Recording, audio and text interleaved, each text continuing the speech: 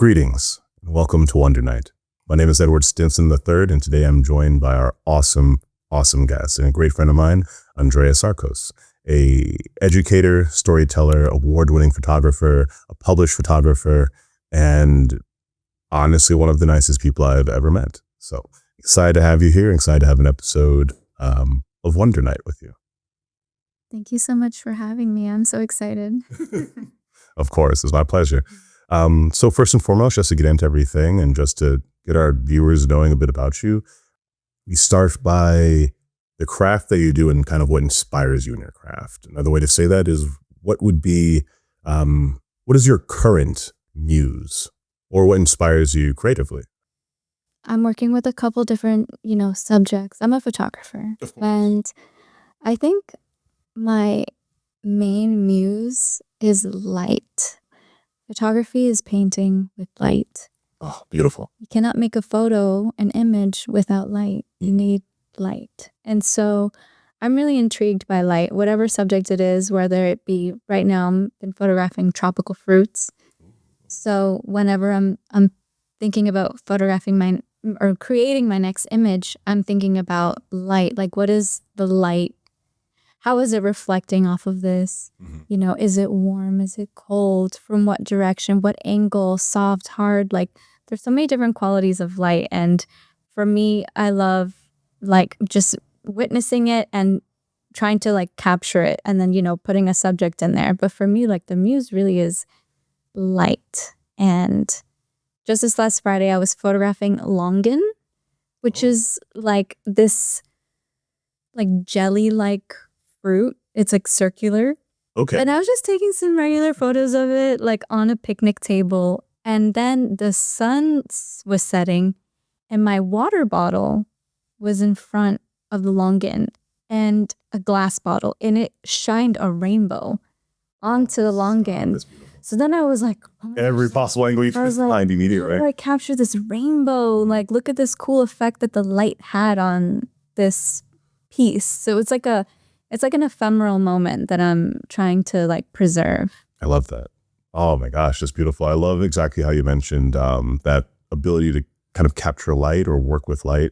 Even when I do my illustrations, a point I always bring up is that every picture you have ever seen is somewhere between the canvas being completely white or completely black. And you can render anything in your imagination out of there as long as you know how to kind of use the values or the light in the picture. So I really love that you brought that up. And that muse absolutely kind of flows between most artistic mediums, I should say. Now, with that being the case, what, with light being your work, with fruit being the current work you have what have been some of your favorite muses to work on or work with? What are some of the most interesting subjects that you actually like to capture with your work? So, we're here in Florida. Of course. And it's so cool that we get this abundance of tropical fruit. And for the last 3 years, I've been driving down to Davie, where there's this fruit stand created by two friends of mine. Sweet. And they source local and some imported fruits that are all tropical. And so I was going to say we have a lot of imported fruit here too, so I know it's plenty of subject matter. Yeah, so I go down most weeks and I see what fruit is in season. And so I've started 3 years ago a series called Fruit Still Lives. And so I'm inspired by classical painting and Rembrandt lighting and, kind of some Dutch paintings, those classical still lifes. But I'm putting my own modern twist of the fruits that I get to source here living in Florida. So my most recent one was a passion fruit. So this delicious passion fruit, I love passion fruit. I love the way that it makes my mouth water just thinking about it. Mm-hmm. It's sour and tangy, but also sweet. And I'm originally from Venezuela, and passion fruit juice is very common down there. It's we drink it all the time. Yeah, everywhere, of course. Yeah. It's like mangoes in here, but also in Jamaica for sure. It's for our national fruit sometimes, like it's how it feels. And I definitely understand that connection to it. I love that. Yeah. And so I was photographing this passion fruit, and a friend gave me some tulips and a passion fruit vine from her garden. So I was like taking the outside nature inside my home. This is like right before I got my studio. Yeah. And I was, photographing this fruit with this beautiful light coming in from the window. And so this series for me has been like something like a long-term project. I'm just like, okay, when I'm inspired by the fruit that's in season, by the colors, the textures, the tastes, and I'm gonna want to document it and share that with others. I really like that you brought up the like classical look of still lifes that you're trying to create. Sorry, history things run fair, but when we look at a lot of those old timey Renaissance pictures and what, like that was usually a showcase of how wealthy you were. If you had those fruit, it meant you were able to import them. You were wealthy enough to have them imported, and then you had someone paint the available fruit that you had. And so you bring that into kind of our current era, and then using that with a lot of the fruit that are frankly local, are imported from South or Central America or the Caribbean. I think it brings a lot of that royal nobility to fruit that's, I'm not going to say we take for granted. We definitely don't. I love mangoes. I love them every single day. So I don't think we take them for granted, but I do think it helps bring a lot of that beauty and nobility to, the fruit of like our childhood, when we're thinking about that, and the fruit of our people, So I really love that you brought that in, and that is something you are conscious about. It makes me really happy in the art that you do, and just makes you appreciate the photos even more when I know that it wasn't something I was just like, oh, that's so cool. It reminds me of old still like, no, that was a goal. That was a purpose. If you're comfortable sharing, I should say, what do you think your personal purpose is with your photography? What do you think kind of inspires you to keep on doing it? Yeah, my personal purpose with photography is it's like creative expression. It is community, and it is creating beautiful things to share with others, like creating art. I think, I've been doing photography for most of my life. Like I got into it when I was 14. My dad gifted me my first camera my freshman year of high school, and I just haven't put it down since. And yeah, I started creating photos in the darkroom, and for me, that was like a magic moment, seeing a photo that I took, a moment that I captured, and then like having this physical, tangible form of it and film, going through the whole process of developing it in the chemicals and then putting it through, the developer, stop bath fixer, washing it, drying it, and then being like, whoa, like it exists and it came out how you planned and like, or did not. And then you need to learn from that and make it come out the way you need. Oh my gosh. That process of just learning is truly like no other. It was similar with my dad when he taught me artwork and was teaching me how to draw. He gave me a pen and a portfolio and a sketchbook. I never put it down. And so same type of thing where I tell people all the time, doesn't even need to be an educator, just be one adult, one person who supports what you're trying to do to let you know it's possible, to open up that avenue for you and create that purpose with you. I love that. What would you say are some societal influences that go into doing what you're doing? I try not to automatically assume there's like political influences in why people make the art that they do. Plenty of people just do art because it actually just makes them feel good or because they're trying to influence people around them. But I do know plenty of people are also not incapable of being influenced by the world around them. So if there are any societal influences on your work, what would you say that some might be? Some societal influences on my work. Well, I'm a Latina. I'm originally from Venezuela. On my mom's side, she's from Ecuador, so half Ecuadorian, half Venezuelan. And, living in South Florida, there's a really big, like Hispanic community down here. And so I'm influenced by like my own culture, there's this interesting dynamic being like an immigrant of like feeling like you're not like fully from here. Like I spent most of my life in the United States in Florida, so I feel like I'm from here. And other times I'm like, I know that I'm not originally from here. And so I really love looking back at my roots. I feel like my culture really shapes my identity. Yeah. And it's really important for me to remember where I come from and to not forget that. Living in America, it's easy to, it's like the American dream, and it's, we want to be Americanized and be as American as possible. I'm speaking perfect English to you.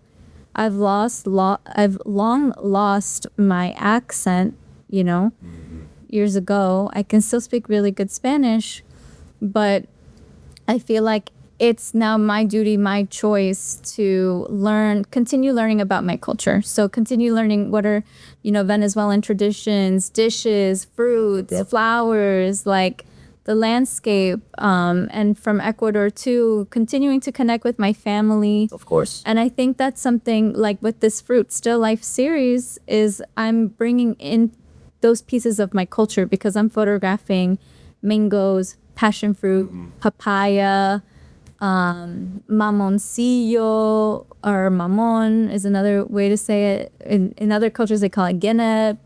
I have some right now in my studio. That's what I'm going to photograph. I've got an avocado in there. Like, you're not telling mom or grandma, bro. She'll steal that guinea from you real quick. All right, sorry. I'm telling you. Oh, that's awesome. And so with the fruit, like that's important for me to come back to that culture. And then also, like, I'm influenced by my family. Like my family really, I have a really great relationship with them and I love them dearly. And every year I take a trip to South America to visit my family. And so like a societal influence is, going and visiting other societies, other cultures, and allowing myself to like really be in that experience, immerse myself completely. So physically going to the places. Like last year I went to Colombia and then I went to Chile because I had some Venezuelan members that moved to Chile, and I was like, and they just had kids, and so now I have a Chilean cousin, and it's like, the family, our traditions keep growing and changing, and it's cool to like get to experience that, and then with my photography to document it. That's like that for me feels like my purpose is documenting it and then sharing it with others. For sure, it definitely seems like that is. Like your influence on society is essentially being able to document a lot of that history.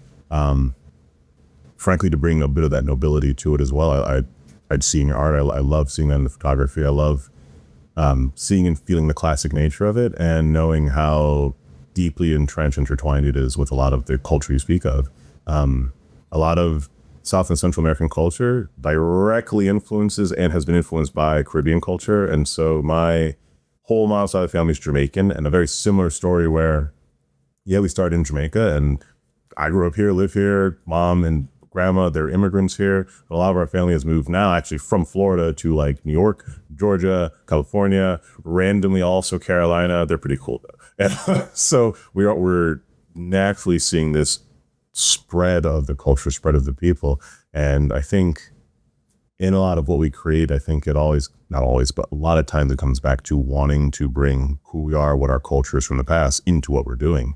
I even know that when I make a lot of, like, sure, I draw fantasy all the time. It's fantasy, it's mythical creatures and knights and this and that. But as I've been looking back at it, a lot of the art comes from how I've been influenced with like working in the Ren Fair, learning about North African history, learning about Mediterranean history, learning about and trying to reclaim Blackness and where the history of Blackness has come from, how that looks, how the nobles, royals, warriors, heroes, farmers, farm hands, the smiths, how they all looked and felt in that culture. I think that, when we have such a profoundly notable culture that we're from, it's really hard not to want to have some of it influencing the art that we do. And I very plainly see it in your work, and that is awesome.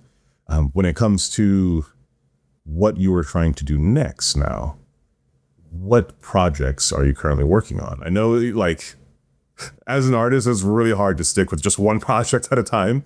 So I know you have been talking about a few different projects you were working on. What is your next goal, I'd say? I think for me, it's just deepening. Yeah, some more tea. Thank you. Right now, it's like deepening the projects and also thinking about installation of how I'm sharing and producing the work. So for the Fruits Still Lives, I'm continuing to explore light, color, texture, flavors with different fruit that I find here. And then I'm also like printing out the work, testing different frames, and seeing if I want to do postcards or small prints, sticker. Like I just made stickers of the Fruit Still Lives. And so I'm just like playing with how do I get to share the work? How do you present that work? Yeah, how do I present it in a meaningful way? But also like it's not being too precious about it. I'm like, okay, I put my heart into this thing and now it gets to like have its wings and, and impact other people. Like I really just want the work to be shared as much as possible right now. Heck yeah. So it's been an interesting balance between doing that, between sharing the work and then continuing to create some more. So I know you just had a show with the Cultural Council, I believe. Yeah. And so how did that go? And then I want to ask if you happen to have any shows coming up soon. Yeah. So with the Cultural Council, I applied last year. My old boss from Boys and Girls Clubs, I've been working with Boys and Girls Clubs for I'm about for years, right? Yeah, well, nice six and a half years. And I teach photography to, young kids, the youth, the next, I like to say, the next generation of storytellers. No big deal. Of course. Of course. And so Cassandra, she shared with me an opportunity, an open call for artists. And I applied, and I even reached out to my old high school photography teacher, like the OG, Mr. Roney. Darren Roney. Say right now. I love Mr. Roney. Oh my God, my heart, my soul. And so I love Darren. He was there for me since day one. Like my freshman year of high school was his first year teaching. He's been A1 since day one. I love that man. Fantastic teacher. I don't know anyone who's had a poor interaction with that guy. Like legitimately one of my favorite art teachers during like all of high school. Oh, my heart, the nostalgia. Stop, I'm tearing up. Okay, stop. Continue. Yeah. So Roni, we maintained like contact over the years, and I reached out to him and I was like, hey, I have this opportunity I'm applying, and can you help me like narrow down the work that I have? And so we met up at this place, First Watch. We met up at First Watch in West Boca, and we worked on the application together, and I submitted it. And then a couple weeks later, I had just gotten back from a trip to New York City with my photography students. I had their work shown in an international photography festival in New York. And we brought 4 students over there to see their work. And it was this amazing opportunity. And then I come back home and I'm like tired, and I get this phone call from the Cultural Council, and they're like, hey, we loved your work, and we want to show it at the next cycle of solo artists. So that was last year. So my show, it opened on May 22nd. It was for 5 weeks, and it was my first solo. Actually, it was not my first solo show. I had another solo show at Northwood Arts and Music Warehouse in January, and that felt like a all right, like, so you say you want a solo show, like let's make it happen. Like let's do it. Like let's see what kind of work you need to put into it. There's this idea of the fantasy of like, oh my God, I want to see all my artwork, but how's it actually gonna work? But dang, it was a lot of work. And I put it on myself. I was like, I want to print all my pieces, because I've, ever since starting photography in the darkroom, I have a love of printing my own work. Of course. And so I have this Canon printer, and I printed all the work for my show. So you asked about my show. It went great. And I worked so hard that I got like sick. I got like Oh my God. I got like some kind of lung infection, and it was not fun. So my lesson learned there was like, pace yourself. Yeah.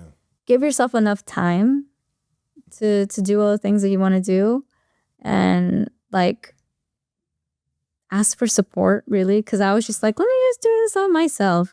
So that's something I am actively still struggling through. Like I need to build the positive habit of just asking for help. There's too many humans around us to not just ask for help where you can. A lot of people are probably more willing to help than you may anticipate, and I've been learning that. So even this podcast has been something like that, where I've had several people tell me how much I need to be doing this, and so I annoyingly I've let a fear stop me from moving into it and doing it. But like, no, it needs to get done. It needs to be created. You have to have that time for yourself, time to ask others for help to get these projects actually created and crafted and out there. Yeah, in community community building and sharing your mission and allowing others who like resonate with it to be those people to support you. That has been the healthiest part of it, is actually making a lot of awesome new friends, or doubling down and building actually friendships that I may not have noticed are that important. And it's been a really great journey, meeting more and more people who, like you said, resonate with what you are kind of thinking and creating. With that being said, go ahead. Can I share one more thing? Oh, please. So I need to share the title of the show. So the show is called... Oh, thank you. Yes, please. The new show. Newer shows. Well, this solo show. And this solo show. So you asked also, like, what project am I working on? So this solo show is titled Remember Me as a Place. And this has been a long-term project of mine where I've been photographing my family and pieces of our culture for like the last 7-8 years. Yeah. So it was photos from Ecuador and my family down there in the landscape. There's photos from the last trip I took to Venezuela, which was 2 years ago. I stayed there for 2 months, documenting the landscape, my family that still lives down there. How many countries have you been to? Oh my gosh. I think I'm at 16 right now. I think last that counted. Oh my gosh. Okay. I also included photos from Florida and my family, living here now in Florida. And so, what was I trying to say with all of this? Sorry, the show and yeah, the show, like the project. And so I'm continuing this project piece by piece, seeing where it leads me now. So now I want to go back to Ecuador in October, November, because I have a cousin that lives down there who has a quinceañera. And like I've never been to a quinceañera in Ecuador. I know. So I would love to experience that and see what images I get to create from there, what pieces of culture and family that I get to document. Yeah. And so I'm still working on Remember Me as a Place. I ended up self-publishing my first zine, like mini photo book. I'm calling it a zine. And that was a really cool experience, getting to self-publish my own book. And with that, now I'm working on what does the next version look like? Like maybe I do a hardcover version. Maybe instead of 56 pages, I do 100 pages. So I'm looking to grow that project into another new book. So that's something I'm working on, because I love that physical, tangible. I concur. Objects like the old days. The olden days, yes. Like I tell people all the time. Instead of scrolling. If you want something without ads, just get a book. It's just there. Just get a comic. They're there. You get all the pictures you want. You get all the memes you want, and no ads, guys. Come on. That's funny. I totally see it. Oh my gosh, that is amazing. I am so glad that you are continuing doing what you're doing and building on it, learning more from it, expanding it, evolving it. That is amazing to hear. Oh my gosh. Okay, so I don't want to, well, no, we have plenty of time. So let me then ask, any questions from there? Yeah. From that, like, I want to know if you have like a top 3 countries that you visited. And when I say top 3, it's not that you have to have like well, my connections are no, if you went there and you just had an experience like no other, and you cannot help but keep remembering this location, this country, are there top 3 that you might have? I definitely have some top 3, and then I have like a little like side tidbit on just traveling. So I think for me, traveling it's such a privilege to be able to do, you know, and I don't take it lightly. I feel like part of me like inherited some of my grandmother's like genes. So obviously I inherited my grandmother's genes, but I like inherited her like traveler spirit, because for my last project, Remember Me as a Place, I ended up finding my grandma's passports, and she had stamps from Ecuador, Venezuela, US. Like for decades, she was going back and forth between these places.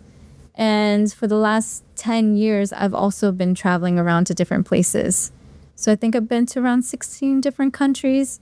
It's hard to pick a favorite, really, but the furthest I've traveled is Nepal. And that was really cool to see a culture like so different. What happened there? So different. What made you go to Nepal? Was it just you just chose to travel for photography, or was there a project that's due?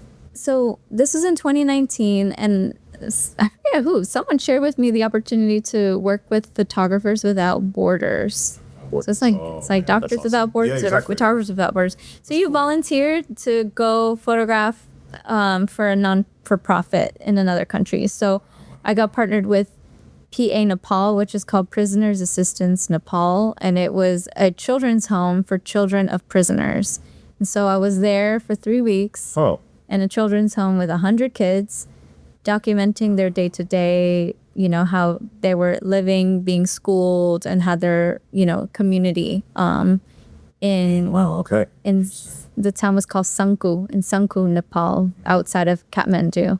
So that was really fun, and the food is amazing. I'd imagine. I could imagine. The like traditional dresses, phenomenal, gorgeous. Yes.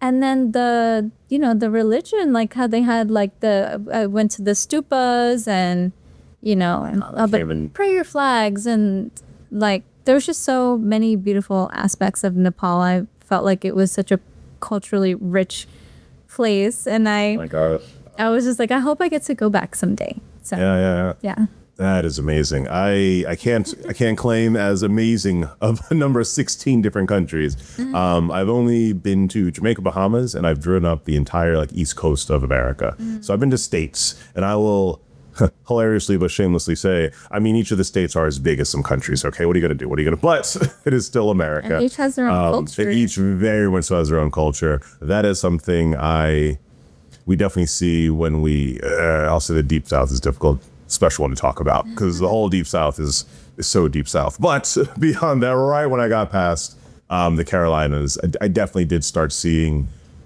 the huge difference of like quote unquote New Englanders and the Deep South. And so I definitely see the different cultural aspects of our country, and always beg people to remember how freakishly big America is and our states are. It really is different cultures from just one state to the next. And a lot of the history, culture, facts, the local history versus, I won't say federal history, but the country's history is very different and can be shown very differently.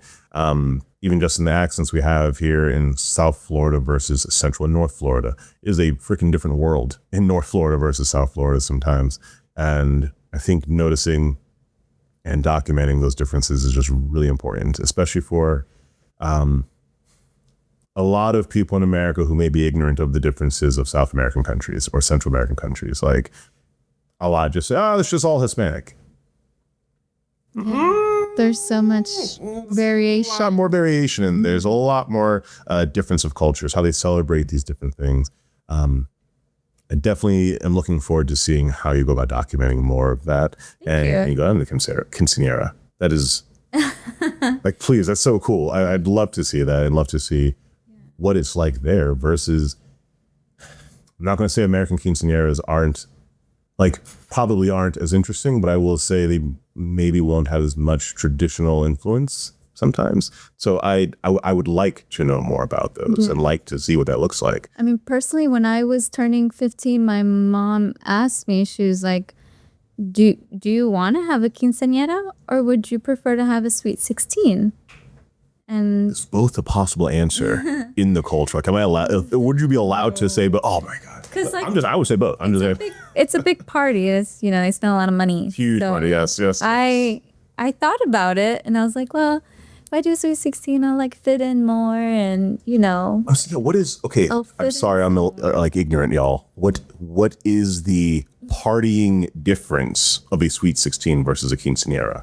I don't know. Because I'm like, if it's just I have a sweet 16, so I chose I chose to have a quinceañera. That's fair. That's fair. But I think it's essentially the same, like similar things. Celebrate It's like, coming of age, right? yeah, like coming of age, like becoming a woman and yeah, celebrating this womanhood. So I had my quinceañera, I had my like a big pink dress and you know, I had a great time with my family and friends celebrating. So I'm glad that I did that. I felt like I needed to preserve a sense of my identity, and I knew that was a piece of it. And I think with documenting, like going back to Ecuador and maybe documenting this quinceañera, like I also like encourage like you and others to travel and experience those things. I feel like we can learn so much from other cultures, especially right now, and what feels like a kind of like a interesting time we're in. There's like a lot of divisiveness, a lot of to say it.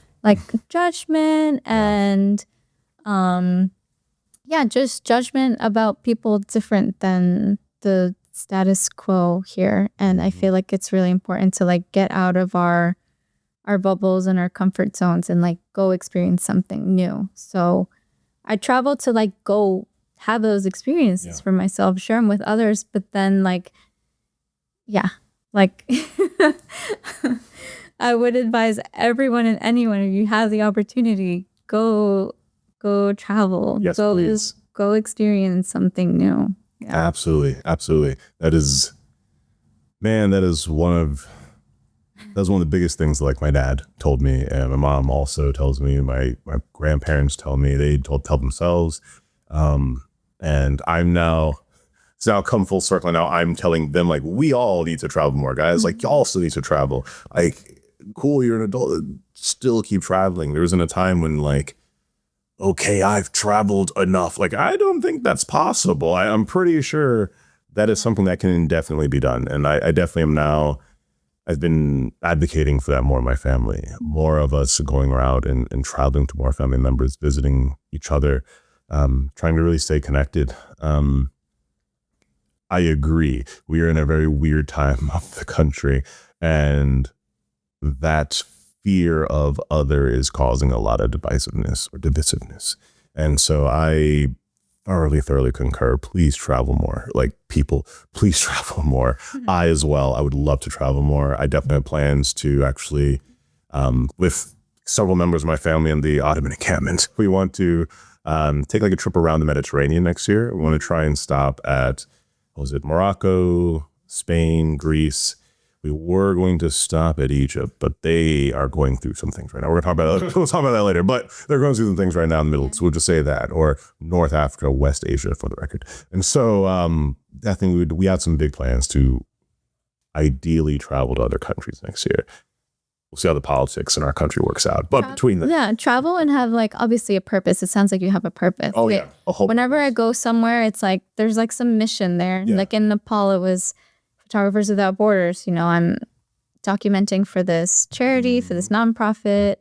Like I just got back from Costa Rica like a week ago, and there I was on a retreat, and we were visiting local schools to see how we could help local schools through my friend's nonprofit.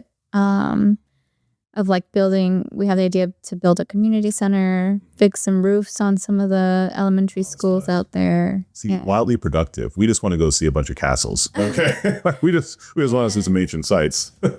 That's cool too. But then like, how can you, bring that back here and influence the community here, bring that Irish culture here. But there's always cool projects. Like when I was in Venezuela, I was staying with my aunt, and I noticed that her kitchen was falling apart, her bed was falling apart, and she's such a humble woman that she's not gonna ask for help.